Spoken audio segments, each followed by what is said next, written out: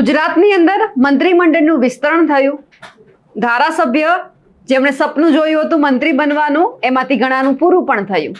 પણ આ બધાની વચ્ચે હવે જ્યારે દિવાળીના જે વેકેશનના દિવસો પૂરા થયા છે અને એ પછી હવે તમામ જે નવનિયુક્ત મંત્રીઓ છે કામે પણ લાગી ગયા છે.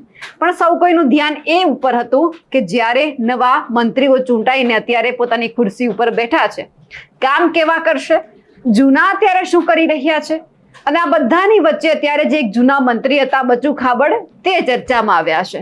હવે કેમ ચર્ચામાં આવ્યા છે તેમને લઈને પણ એક કારણ સામે આવ્યું છે કે ઘણા લાંબા સમયથી તેમણે જે પોતાના બંગલામાં રહેતા હતા તે ખાલી તો કરી નાખ્યું હતું. પોતાની ઓફિસમાં પણ તેઓ નહોતા દેખાતા, કારણ કે એમના દીકરાઓએ જે કાંડ કર્યો એ બધાની સામે હતો. અને બીજી તરફ જે આખા ગાંધીનગરની અંદર ચર્ચા પણ એ થતી હતી કે જે બચુ ખાબડનો બંગલો છે તે અપશુકનિયાળ છે. હવે કેમ આવી ચર્ચા થતી હતી, હવે આ બંગલો કોને આપવામાં આવ્યો છે, કોણ રહેવા ગયું છે, તેમની વિગતે ચર્ચા કરીએ. નમસ્કાર, આપ જોઈ રહ્યા છો નિર્ભય ન્યૂઝ અને હું છું આપની સાથે રિદ્ધિ. ઘણી બધી વખત આપણે એવું સાંભળ્યું છે કે આ જગ્યા છે કોઈક વ્યક્તિ માટે સારી નથી, કોઈક આ વ્યક્તિ છે આ જગ્યા ઉપર જાય છે તો એમણે જેટલું આગળ વધવાનું હોય છે એટલું નથી વધી શકતા. આવી આપણે ઘણી બધી માન્યતાઓ સાંભળી છે. હવે આવી માન્યતાઓ ક્યાંક રાજકારણમાં પણ છે. ગાંધીનગરની અંદર એક વાત ખૂબ ચર્ચામાં આવી કે જે બચુ ખાબડનો બંગલો છે તે અપશુકનિયાળ છે. એટલે કે જ્યારથી બચુ ખાબડ મંત્રી બન્યા અને એ પછી જે આખું કૌભાંડ સામે આવ્યું, એમના દીકરાઓએ જે કૌભાંડ કર્યું, એ પછી સાહેબ તો ના તો પોતાની ચેમ્બરમાં દેખાતા હતા, ના તો કોઈ પણ જે કેબિનેટની બેઠક હોય તેમાં દેખાતા હતા. પોતાનું ઘર ક્યારે ખાલી કર્યું તે પણ નહોતી ખબર, તેઓ ક્યાં હતા એ કોઈને ખબર નહોતી. અને એ પછી ચર્ચા જાગી કે હવે જ્યારે નવા મંત્રીમંડળનું વિસ્તરણ થયું છે એટલે સ્વાભાવિક છે કે એમનો જે બંગલો છે કોઈ બીજા મંત્રીને ફાળવવામાં તો આવશે જ. તેમની જે ચેમ્બર છે તે પણ કોઈક બીજા વ્યક્તિને ફાળવવામાં આવશે. અને આ બધાની વચ્ચે સામે એ આવ્યું છે કે બચુ ખાબડનો જે અપશુકનિયાળ મનાતો બંગલો છે તે મોરબીના બડબોલા ધારાસભ્ય છે, ગમે તેની સામે મોરે મોરો દઈ દેવા વાળા વ્યક્તિ છે, એમને ફાળવવામાં આવ્યો છે. એટલે કે જે આ મંત્રી બચુ ખાબડનો બંગલો છે તેમાં હવે નવનિયુક્ત મંત્રી જે કાંતિલાલ અમૃતિયા છે તે સંભાળવાના છે, તેમાં રહેવાના છે.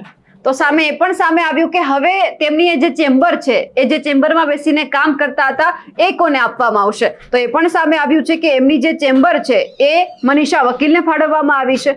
આમ તો જોવા જઈએ તો ક્યાંક એવી ચર્ચા થતી હતી કે એમનો જે બંગલો છે કોઈ લેવા માટે તૈયાર નહોતું, પરંતુ આ તો સરકારનો આદેશ હોય છે, જેમને આપે એમને ત્યાં બેસવાનું હોય છે, એમને ત્યાં રહેવાનું હોય છે. અને આ બંનેના નામ સામે આવ્યા. પણ હવે એ જોવાનું છે કે આખું જ્યારે મંત્રીમંડળનું વિસ્તરણ થયું હતું, જ્યારે 2022ની અંદર જ્યારે ભાજપ સત્તામાં આવી એટલે નવનિયુક્ત જે ધારાસભ્ય હોય એમને નવનિયુક્ત મંત્રી બનાવવામાં આવ્યા. અને એ પછી આખી સરકાર ચાલી. અધ વચ્ચેથી મંત્રી બચુ ખાબડના દીકરાઓએ જે આ કૌભાંડ કર્યું હતું મનરેગામાં એ સામે આવ્યું. એટલે સાહેબની ખુરશી પણ હવે ક્યાંક જવાની બીક હતી. મંત્રીમંડળમાં એમને જે સ્થાન મળ્યું હતું એટલે મંત્રીની ખુરશી તો ગઈ. સ્વાભાવિક છે કે કાંડ કરે એટલે સરકારની નજરમાં આવે, સરકાર ઉપર જો દાગ લાગે તો પછી ભાજપ સરકાર છે ગમે ત્યારે ગમે એ કરે, કારણ કે શિસ્તબદ્ધ પાર્ટી કહેવાય છે. એટલે બચુ ખાબડ સ્વેચ્છાએ આપણને કોઈ પણ સરકારી કાર્યક્રમમાં ન દેખાય, પોતાની ચેમ્બરમાં ન દેખાય, કોઈ મળવા માટે જાય તો ત્યાં હાજર ના હોય, આ બધું જોયું.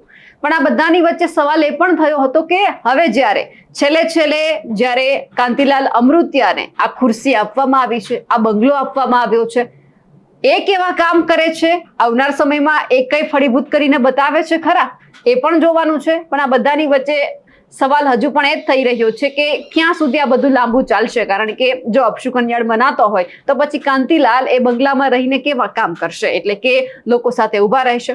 આમ તો આપણે જોવા જઈએ તો કાંતિભાઈ અમૃતિયા માટે હંમેશા એવું કહેવાય છે, ભલે મોરબીના ધારાસભ્ય હોય પરંતુ હંમેશા તેઓ ગાંધીનગરમાં જ હોય છે પોતાના પરિવાર સાથે. મોરબીના લોકોને એમની જરૂર હોય છે તો ક્યારેક એમને મળવા માટે જતા હોય છે, પણ બાકી તો ગાંધીનગરમાં જ હોય છે.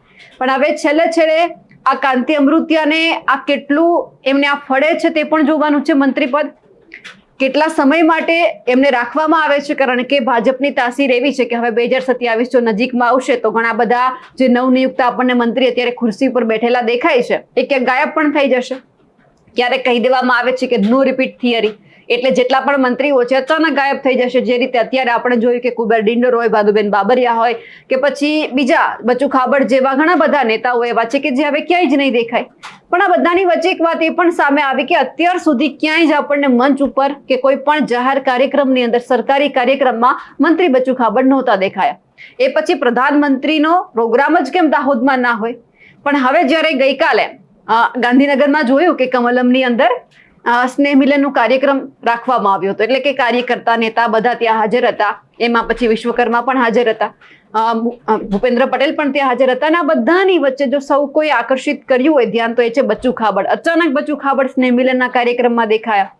એટલે હવે સવાલ એ પણ થયો કે શું બચ્ચુ ખાબડ કમબેક કરી રહ્યા છે?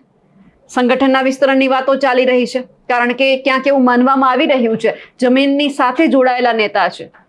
બચ્ચુ ખાબડ પ્રત્યે ખૂબ ત્યાંના લોકોમાં પ્રેમ છે, પણ દાગ લાગે એટલે સ્વાભાવિક છે કે કોઈ પણ એમને વચ્ચે ક્યાંક છોડી દે. એવું ભાજપે પણ કર્યું. પણ જો ભાજપને બીજી જરૂર હશે તો પછી ફરી એક વખત એ કમબેક કરશે, તે પણ સવાલ છે. ખેર, અત્યારે તો જે વાત સામે આવી હતી કે હવે કાંતિલાલ અમૃતિયા છે બચ્ચુ ખાબડના બંગલામાં રહેવા માટે તૈયાર થઈ ગયા છે, એમને આપી દેવામાં આવ્યો છે. જોવાનું છે આગળ શું થાય છે. અમારા અહેવાલને લઈને આપનું શું માનવું છે કમેન્ટ કરીને ચોક્કસથી જણાવજો. સાથે જ અમારી નિર્ભય ન્યૂઝ ચેનલને લાઇક, શેર અને સબસ્ક્રાઇબ કરવાનું ભૂલશો નહીં. નમસ્કાર.